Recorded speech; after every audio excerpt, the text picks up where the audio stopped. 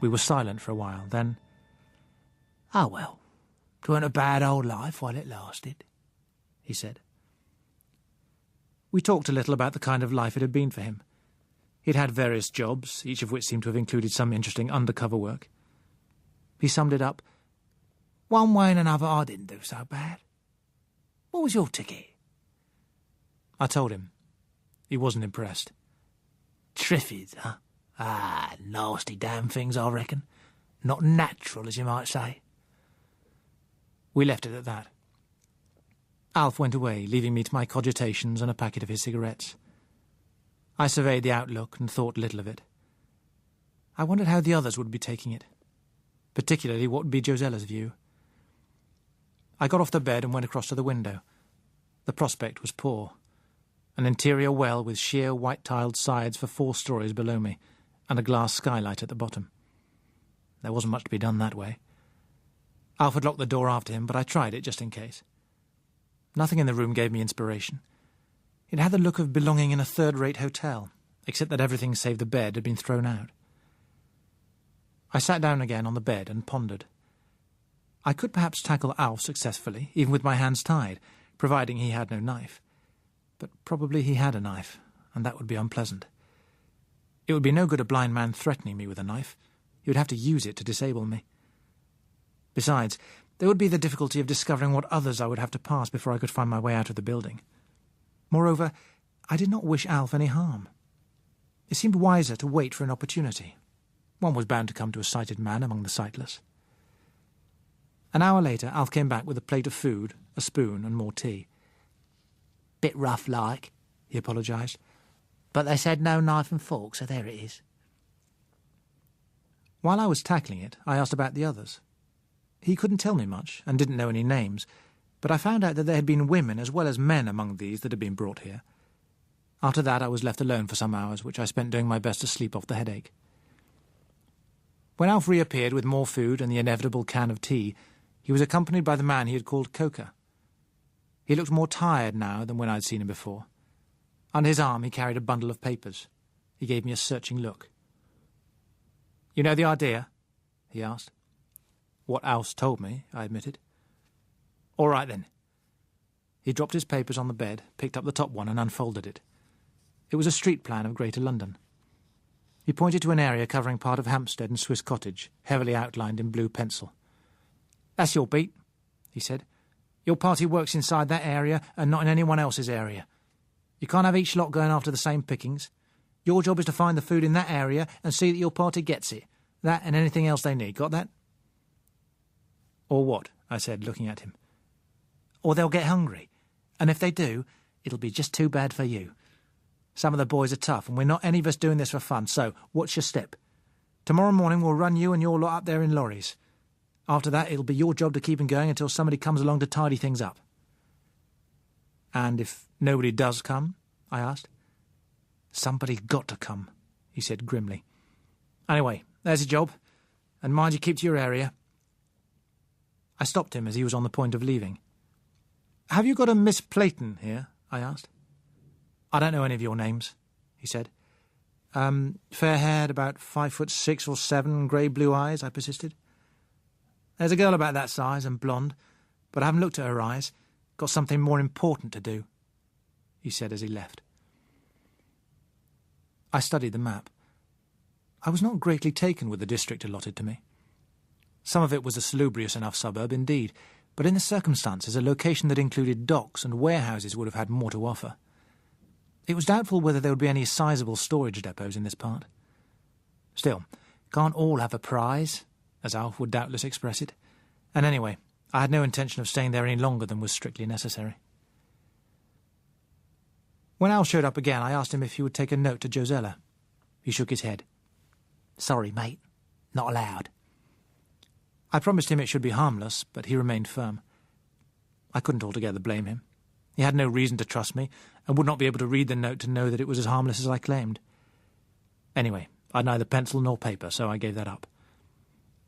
After pressing, he did consent to let her know that I was here, and to find out the district to which she was being sent. He was not keen on doing that much, but he had to allow that if there were to be any straightening out of the mess, it would be a lot easier for me to find her again if I knew where to start looking. After that, I had simply my thoughts for company for a bit. The trouble was that I was not wholeheartedly set on any course. There was a damnable ability to see the points on both sides. I knew that common sense and the long-term view backed up Michael Beadley and his lot. If they had started, Josella and I would doubtless have gone with them and worked with them, and yet I knew I would have been uneasy. I'd never be quite convinced that nothing could have been done for the sinking ship, never quite sure that I had not rationalised for my own preference. If indeed there was no possibility of organised rescue, then their proposal to salvage what we could was the intelligent course. But unfortunately, intelligence is by no means the only thing that makes the human wheels go round. I was up against the very conditioning that the old doctor had said was so hard to break. He was dead right about the difficulty of adopting new principles. If, for instance, some kind of relief should miraculously arrive, I knew just what kind of a louse I'd feel to have cleared out whatever the motives, and just how much I'd despise myself and the rest for not having stayed here in London to help for as long as it was possible. But if, on the other hand, help did not come, how would I have felt about having wasted my time and frittered my efforts away when stronger-minded people had started getting on with the salvage while the going was good? I knew I ought to make my mind up once and for all on the right course and stick to it. But I could not. I seesawed. Some hours later, when I fell asleep, I was still seesawing. There was no means of knowing which way Josella had made up her mind. I'd had no personal message from her. But Alf had put his head in once during the evening. His communication had been brief. "Westminster," he said. "Cool. Don't reckon that lot's going to find much grub in the Houses of Parliament." I was woken by Alf coming in early the following morning. He was accompanied by a bigger, shifty-eyed man who fingered a butcher's knife with unnecessary ostentation. Alf advanced and dropped an armful of clothes on the bed. His companion shut the door and leaned against it, watching with a crafty eye and toying with a knife. "Give us your mitts, mate," said Alf. I held my hands out towards him. He felt for the wires on my wrists and snipped them with a cutter. "Now just you put on that there clobber, chum," he said, stepping back. I got myself dressed while the knife fancier followed every movement I made like a hawk. When I'd finished, Alf produced a pair of handcuffs. "It's just these," he mentioned. I hesitated.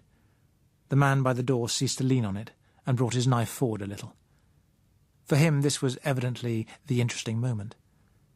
I decided maybe it was not the time to try anything, and held my wrists out. Alf felt around and clicked on the cuffs. After that, he went and fetched me my breakfast. Nearly 2 hours later, the other man turned up again, his knife well in evidence. He waved it at the door. "Come on," he said. It was the only remark I ever heard him make. With the consciousness of the knife producing an uncomfortable feeling in my back, we went down a number of flights of stairs and across a hall. In the street, 2 loaded lorries were waiting. Coker, with 2 companions, stood by the tailboard of one. He beckoned me over. Without saying anything, he passed a chain between my arms. At each end of it was a strap. One was fastened already, round the left wrist of a burly blind man beside him. The other he attached to the right wrist of a similar tough case, so that I was between them. They weren't taking any unavoidable chances. "I'd not try any funny business if I were you," Coker advised me. "You do right by them, and they'll do right by you." The 3 of us climbed awkwardly onto the tailboard, and the 2 lorries drove off. We stopped somewhere near Swiss Cottage and piled out. There were perhaps 20 people in sight, prowling with apparent aimlessness along the gutters. At the sound of the engines, every one of them had turned towards us with an incredulous expression on his face, and as if they were parts of a single mechanism, they began to close hopefully towards us, calling out as they came. The drivers shouted to us to get clear. They backed, turned, and rumbled off by the way we had come. The converging people stopped. 1 or 2 of them shouted after the lorries. Most turned hopelessly and silently back to their wandering. There was one woman about 50 yards away. She broke into hysterics and began to bang her head against a wall. I felt sick. I turned towards my companions.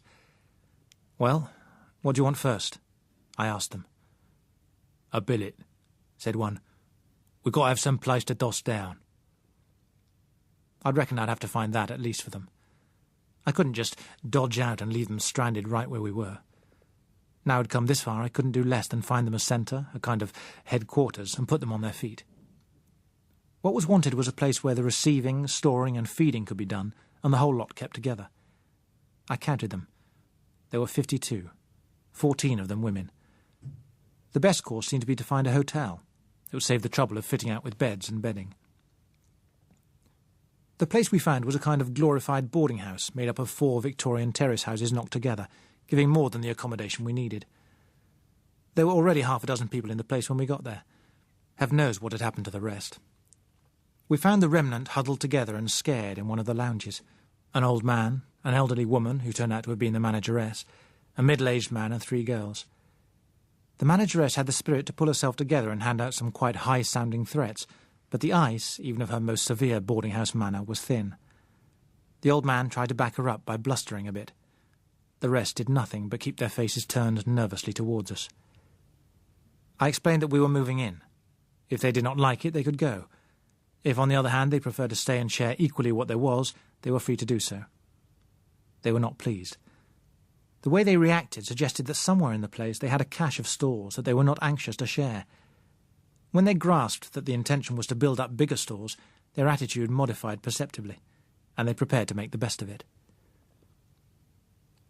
I decided I'd have to stay on a day or 2 just to get the party set up. I guessed Josella would be feeling much the same about her lot. Ingenious man, Coker. The trick is called holding the baby. But after that, I'd dodge out and join her. During the next couple of days, we worked systematically tackling the bigger stores nearby, mostly chain stores and not very big at that.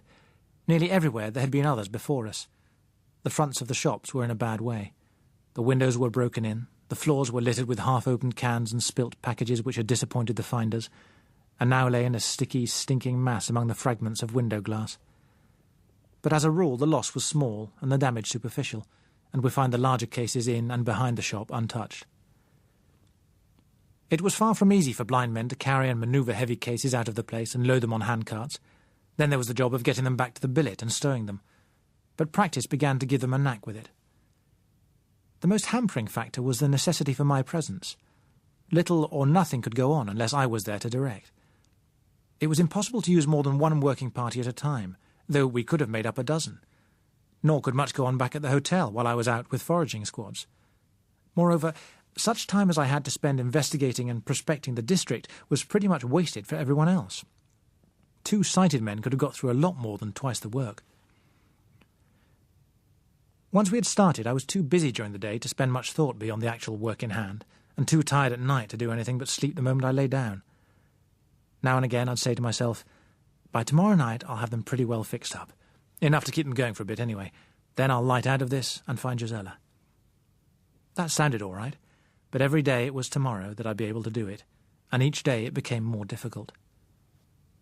Some of them had begun to learn a bit, but still practically nothing from foraging to can opening could go on without my being around. It seemed, the way things were going, that I became less instead of more dispensable. None of it was their fault. That was what made it difficult. Some of them were trying so damned hard. I just had to watch them, making it more and more impossible for me to play the skunk and walk out on them. A dozen times a day I cursed the man Coker for contriving me into the situation. But that didn't help to solve it. It just left me wondering how it could end. I had my first inkling of that, though I scarcely recognised it as such, on the 4th morning, or maybe it was the 5th, just as we were setting out. A woman called down the stairs that there were 2 sick up there. Pretty bad, she thought. My 2 watchdogs did not like it. Listen, I told them. I've had about enough of this chain gang stuff. We'd be doing a lot better than we are now without it anyway. And have you slinking off to join your old mob? Said someone. I'd not fool yourself, I said. I could have slugged this pair of amateur guerrillas any hour of the day or night. I've not done it because I've got nothing against them other than their being a pair of dim-witted nuisances. Here, one of my attachments began to expostulate. But, I went on, if they don't let me see what's wrong with these people, they can begin expecting to be slugged any minute from now. The 2 saw reason, but when we reached the room they took good care to stand as far back as the chain allowed. The casualties turned out to be 2 men, one young, one middle-aged. Both had high temperatures and complained of agonized pain in the bowels. I didn't know much about such things then, but I did not need to know much to feel worried. I could think of nothing but to direct that they should be carried to an empty house nearby, and to tell one of the women to look after them as best she could. That was the beginning of a day of setbacks. The next, of a very different kind, happened around noon. We had cleared most of the food shops close to us, and I decided to extend our range a little. From my recollections of the neighbourhood, I reckoned we ought to find another shopping street about half a mile to the north, so I led my party that way. We found the shop there all right, but something else too.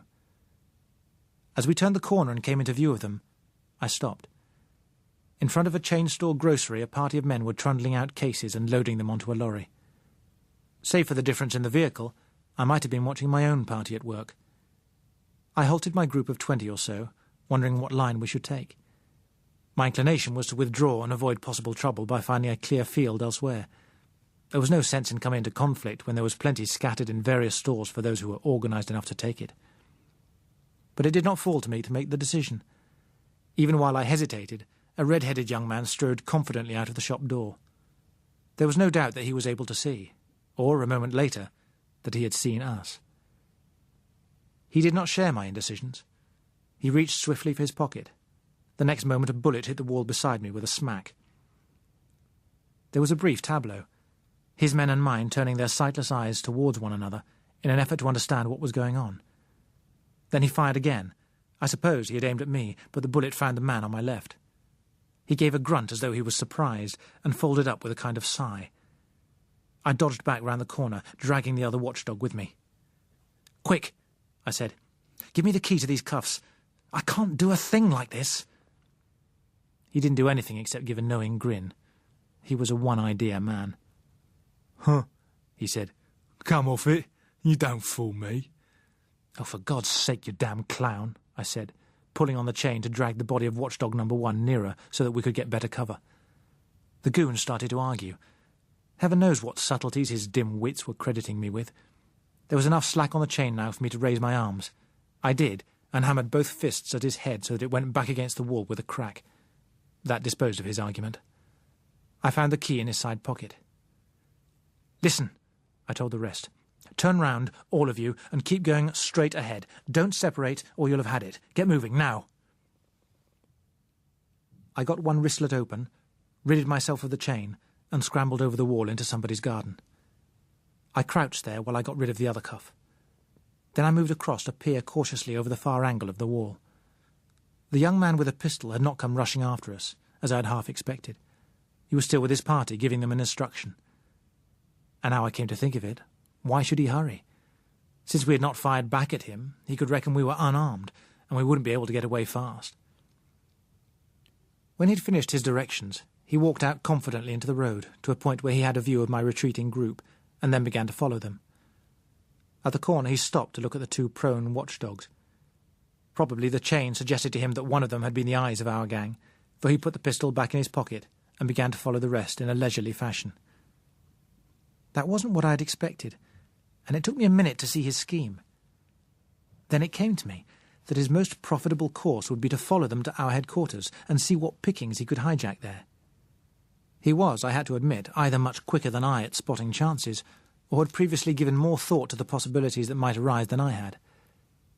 I was glad that I told my lot to keep straight on. Most likely they'd get tired of it after a bit, but I reckoned they'd none of them be able to find the way back to the hotel and so lead him to it. As long as they kept together, I'd be able to collect them all later on without much difficulty. The immediate question was what to do about a man who carried a pistol and didn't mind using it.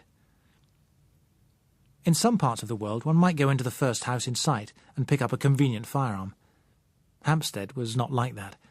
It was a highly respectable suburb, unfortunately.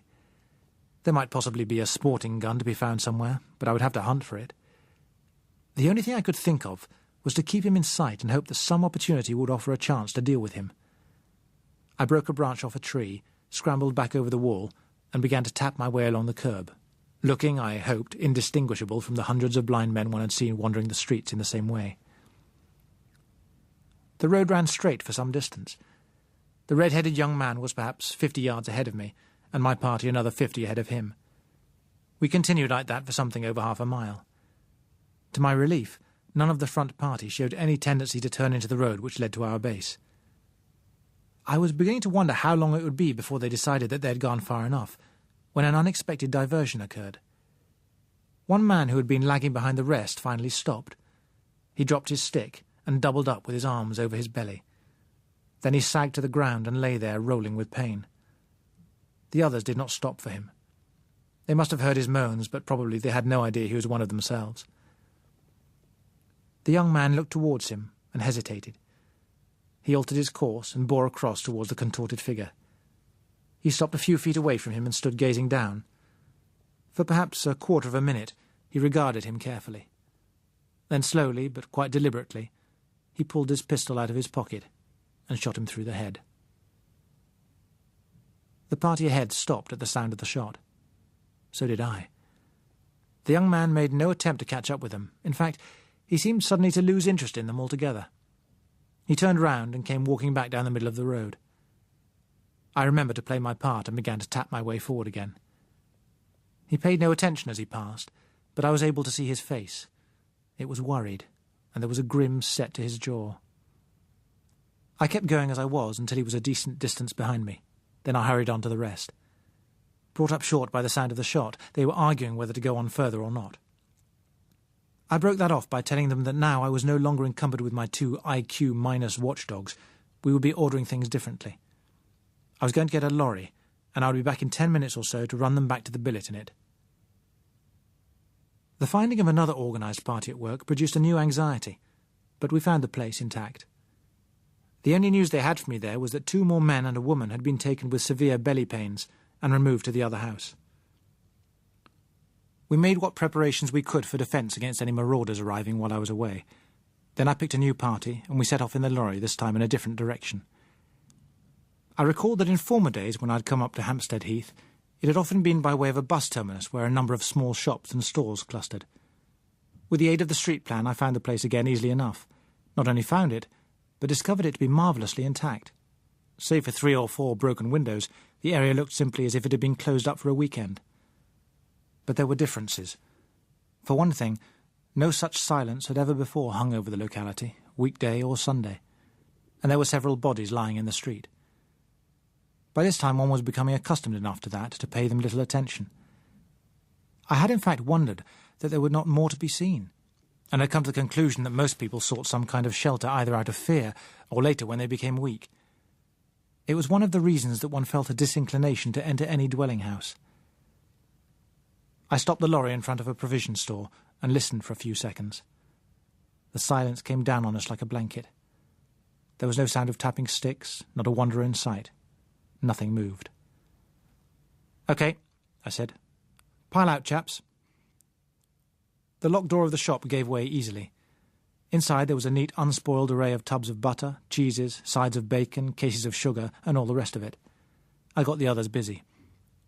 They had developed tricks of working by now, and were more sure of their handling. I was able to leave them to get on with it for a bit, while I examined the back storeroom and then the cellar. It was while I was below investigating the nature of the cases down there that I heard a sound of shouts somewhere outside. Close upon it came a thunder of trampling boots on the floor above me. One man came down through the trapdoor and pitched on his head. He did not move or make another sound. I jumped to it that there must be a battle with a rival gang in progress up there. I stepped across the fallen man and climbed the ladder-like stair cautiously, holding up one arm to protect my head. The first view was of numerous scuffling boots, unpleasantly close and backing towards the trap. I nipped up quickly and got clear before they were on me. I was up just in time to see the plate-glass window in the front give way. 3 men from outside fell in with it. A long green lash whipped after them, striking one as he lay. The other 2 scrambled among the wreckage of the display and came stumbling further into the shop. They pressed back against the rest, and 2 more men fell through the open trapdoor. It did not need more than a glimpse of that lash to tell what had happened. During the work of the past few days, I had all but forgotten the Triffids. By standing on a box, I could see over the heads of the men. There were 3 Triffids in my field of view, 1 out in the road and 2 closer on the pavement. 4 men lay on the ground out there, not moving. I understood then why these shops had been untouched, and why there had been no one to be seen in the neighbourhood of the heath. At the same time, I cursed myself for not having looked at the bodies in the road more closely. One glimpse of a sting mark would have been enough warning. "Hold it!" I shouted. "Stand where you are!" I jumped down from the box, pushed away the men who were standing on the folded-back lid of the trap, and got it closed. "There's a door back here," I told them. "Take it easy now." The first two took it easy. Then a Triffid sent its sting whistling into the room through the broken window. One man gave a scream as he fell. The rest came on in panic and swept me before them. There was a jam in the doorway. Behind us, stings swished twice again before we were clear. In the back room, I looked round, panting. There were 7 of us there. "Hold it," I said again. "We're all right in here." I went back to the door. The rear part of the shop was out of the Triffids' range, as long as they stayed outside. I was able to reach the trapdoor in safety and raise it. The 2 men who had fallen down there since I left re-emerged. One nursed a broken arm, the other was merely bruised and cursing. Behind the back room lay a small yard, and across that a door in an 8-foot brick wall. I had grown cautious. Instead of going straight to the door, I climbed on the roof of an outhouse to prospect. The door, I could see, gave into a narrow alley running the full length of the block. It was empty. But beyond the wall, on the far side, which seemed to terminate the gardens of a row of private houses, I could make out the tops of 2 Triffids, motionless among the bushes. There might well be more. The wall on that side was lower, and their height would enable them to strike right across the alley with their stings. I explained to the others. "Bloody unnatural brutes," said one. "I always did hate them bastards." I investigated farther. The building next but one to the north side turned out to be a car hire service with 3 of its cars on the premises. It was an awkward job getting the party over the 2 intervening walls, particularly the man with a broken arm, but we managed it. Somehow, too, I got them all packed into a large Daimler. When we were all set, I opened the outer doors of the place and ran back to the car. The Triffids weren't slow to be interested. That uncanny sensitiveness to sounds told them something was happening. As we drove out, a couple of them were already lurching towards the entrance. Their stings whipped out at us and slapped harmlessly against the closed windows. I swung hard round, bumping one and toppling it over. Then we were away, up the road, making for a healthier neighbourhood. The evening that followed was the worst I had spent since the calamity occurred. Freed of the 2 watchdogs, I took over a small room where I could be alone. I put 6 lighted candles in a row on the mantelshelf and sat a long while in an armchair, trying to think things out. We had come back to find that one of the men who had been taken sick the night before was dead. The other was obviously dying, and there were 4 new cases. By the time our evening meal was over, there were 2 more still. What the complaint was, I had no idea. With the lack of service and the way things were going in general, it might have been a number of things. I thought of typhoid, but I had a hazy idea that the incubation period ruled that out. Not that it would have made much difference if I'd known.